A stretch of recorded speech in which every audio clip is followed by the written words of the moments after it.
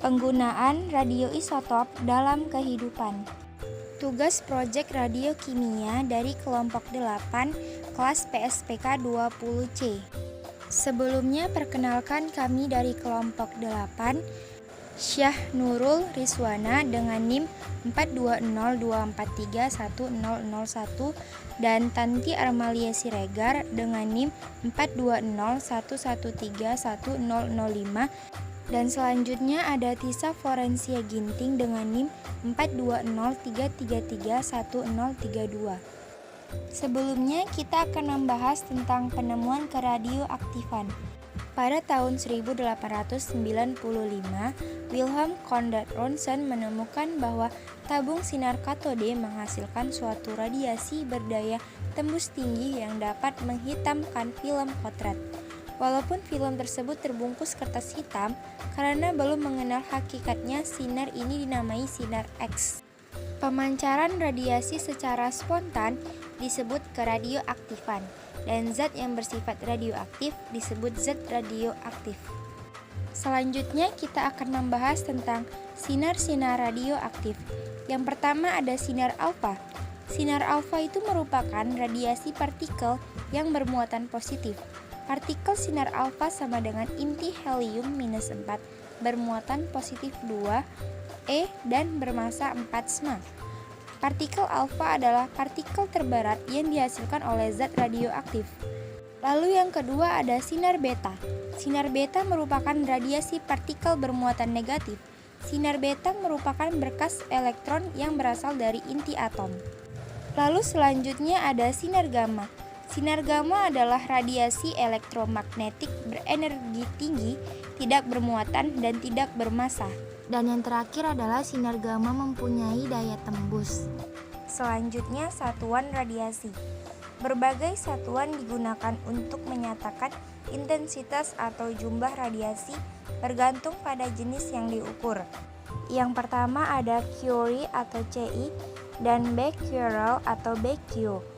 Curie dan Becquerel adalah satuan yang dinyatakan untuk menyatakan keaktifan, yakni jumlah disintegrasi atau peluruhan dalam satuan waktu. Dalam sistem satuan SI, keaktifan dinyatakan dalam BQ. 1 BQ sama dengan 1 disintegrasi per sekon. Yang kedua ada Gray atau GY dan Red atau RD. Gray dan Red adalah satuan yang digunakan untuk menyatakan keaktifan, yakni jumlah atau dosis radiasi yang diserap oleh suatu materi. Red adalah singkatan dari 11 Radiation Absorbed Dose. Dalam sistem satuan SI, dosis dinyatakan dengan Gray atau GY. 1 Gray adalah absorpsi 1 Joule per kilogram materi. Yang ketiga ada REM. Daya perusak dari sinar-sinar radioaktif tidak saja bergantung pada dosis, tetapi juga pada jenis radiasi itu sendiri. Neutron sebagai contoh, lebih berbahaya daripada sinar beta dengan dosis dan intensitas yang sama. REM adalah satuan dosis setelah memperhitungkan pengaruh radiasi pada makhluk hidup. REM adalah singkatan dari Radiation Equivalent Format. Selanjutnya kita akan membahas tentang penggunaan radioisotop dalam kehidupan. Yang pertama, pengaruh radiasi pada materi. Selanjutnya, pengaruh radiasi pada makhluk hidup. Selanjutnya, radioaktif sebagai perunut. Dan yang terakhir, radioaktif sebagai sumber radiasi. Pengaruh radiasi pada materi. Radiasi menyebabkan penumpukan energi pada materi yang dilalui. Dampak yang ditimbulkan radiasi dapat berupa ionisasi, eksitasi, atau pemutusan ikatan kimia.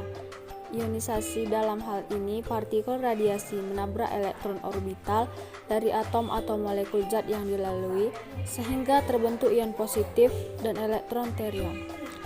Pengaruh radiasi terhadap makhluk hidup.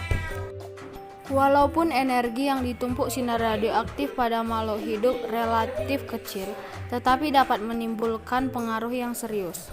Hal ini karena sinar radioaktif dapat mengakibatkan ionisasi, pemutusan ikatan kimia penting atau membentuk radikal bebas yang reaktif. Ikatan kimia penting misalnya ikatan pada struktur DNA dalam kromosom. Perubahan yang terjadi pada struktur DNA akan diteruskan pada sel berikutnya, yang dapat mengakibatkan kelainan genetik, kanker, dan lain-lain. Radioaktif sebagai perunut.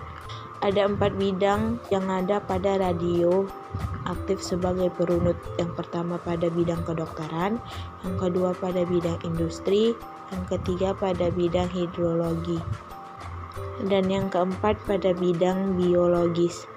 Bidang kedokteran. Berbagai jenis radioisotop digunakan sebagai perunut untuk mendeteksi atau mendiagnosa berbagai jenis penyakit.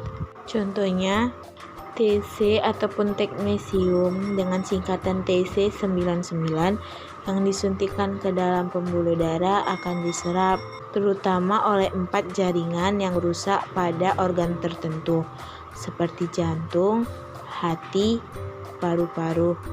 Sebaliknya, ada talium ataupun Ti201.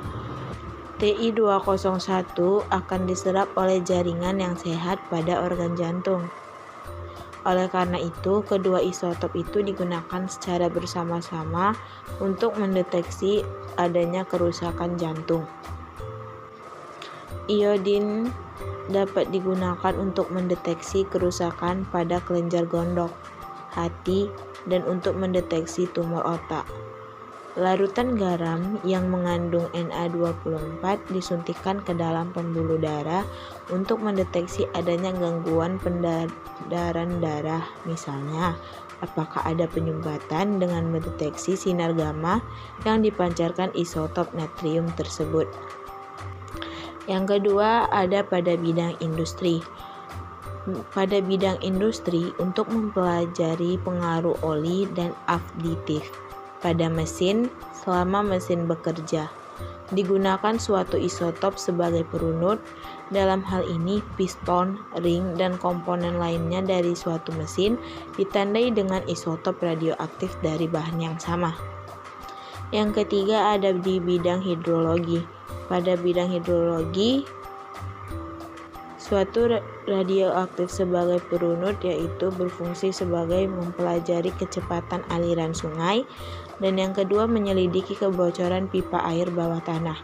Yang keempat ada pada bidang biologis. Pada bidang biologis, radioaktif sebagai perunut berfungsi sebagai mempelajari kesetimbangan dinamis, mempelajari reaksi pengesteran, dan yang ketiga mempelajari mekanisme reaksi fotosintesis. Yang kelima, radioisotop sebagai sumber radiasi. Di sini terdapat beberapa bidang juga. Yang pertama bidang kedokteran, yang kedua bidang pertanian, dan terakhir bidang industri. Pada bidang kedokteran, radioisotop sebagai sumber radiasi berfungsi sebagai sterilisasi radiasi. Radiasi dalam dosis tertentu dapat mematikan mikroorganisme sehingga dapat digunakan untuk sterilisasi alat-alat kedokteran. Sterilisasi dengan cara radiasi mempunyai beberapa keunggulan jika dibandingkan dengan sterilisasi konvensional atau menggunakan bahan kimia. Yang kedua, di bidang kedokteran yaitu sebagai terapi tumor ataupun kanker. Berbagai jenis tumor atau kanker dapat diterapi dengan radiasi. Sebenarnya, baik sel normal ataupun sel kanker dapat dirusak oleh radiasi, tetapi sel kanker atau tumor ternyata lebih sensitif atau lebih mudah rusak. Oleh karena itu, sel kanker atau tumor dapat dimatikan dengan mengarahkan radiasi secara tepat pada sel-sel kanker tersebut. Yang kedua, ada bidang pertanian pada radioisotop sebagai sumber radiasi. Nah, pada bidang pertanian ini, yang pertama yaitu berfungsi sebagai pemberantasan homo dengan teknik jantan mandul radiasi yang dapat mengakibatkan efek biologis, misalnya hama kubis. Di laboratorium dibiarkan suatu hama kubis dalam bentuk jumlah yang cukup banyak. Hama tersebut lalu diradiasi sehingga serangga jantan menjadi mandul. Dengan demikian, reproduksi hama tersebut terganggu dan akan mengurangi populasi. Yang kedua pada bidang pertanian yaitu sebagai pemulihan tanaman. Pembentukan bibit unggul dapat dilakukan dengan menggunakan radiasi, misalnya pemulihan padi. Yang ketiga pada bidang pertanian yaitu penyimpanan makanan. Kita mengetahui bahwa bahan makanan seperti kentang dan bawang jika disimpan lama akan bertunas. Nah, pada fungsi radiasi ini akan menghambat yang namanya pertumbuhan tunas tersebut. Yang ketiga ada bidang industri. Pada bidang industri ada 3 fungsi radioisotop sebagai sumber radiasi. Yang pertama, pemeriksaan tanpa merusak. Nah, pada pemeriksaan tanpa merusak ini, radiasi sinar gamma dapat digunakan untuk memeriksa cacat pada logam atau sambungan las, yaitu dengan meronsen bahan tersebut. Yang kedua, mengontrol ketebalan bahan. Ketebalan suatu produk yang berupa lembaran seperti kertas film ataupun lempeng logam dapat dikontrol dengan radiasi. Dan yang ketiga pada bidang industri yaitu sebagai pengawetan bahan. Radiasi juga telah banyak digunakan untuk mengawetkan bahan seperti kayu, barang-barang seni, dan yang lainnya. Radiasi juga dapat meningkatkan mutu tekstil karena mengubah struktur serat sehingga lebih kuat atau lebih baik mutu penyerapan warnanya. Terima kasih telah menonton video pembelajaran dari kelompok 8. Dan akhir kata kami ucapkan terima kasih kepada dosen pengampu kami, Bapak Dr. Jasmidi, MSI, dan Ibu Siti Rahma, SPD, MSc. Semoga video pembelajaran dari kelompok kami dapat bermanfaat untuk kita semua. Akhir kata, Assalamualaikum warahmatullahi wabarakatuh.